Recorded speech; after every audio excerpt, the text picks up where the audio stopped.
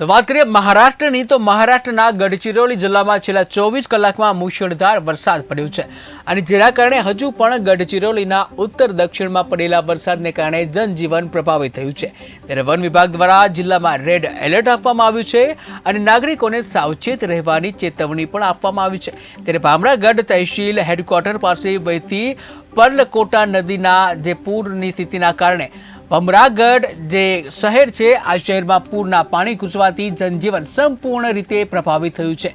ત્યારે આ સાથે જ આલાપલ્લી ભામરાગઢ નેશનલ હાઈવે બંધ કરવાને લીધે જે ભામરાગઢ સહિત તાલુકાના 100 જેટલા ગામડાઓમાં જે અસ્તવ્યસ્ત થઈ ગયા છે। ત્યારે હવામાન વિભાગે રેડ એલર્ટ જાહેર કરતા મુખ્ય મથકનો સંપર્ક તૂટી ગયો છે। ત્યારે ભારતીય હવામાન વિભાગના નાગપુર પ્રાદેશિક કેન્દ્રએ ગઢચિરોલી જિલ્લા માટે 24 કલાક માટે રેડ એલર્ટ અને આગામી 24 કલાક માટે યલો એલર્ટ જાહેર કર્યું છે।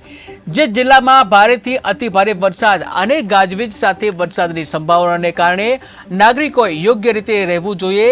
જ્યારે હવામાન વિભાગે 9 સપ્ટેમ્બર માટે રેડ એલર્ટ આપ્યું હતું ત્યારે 10 અને 11 સપ્ટેમ્બરે યલો એલર્ટની ચેતવણી આપવામાં આવી છે।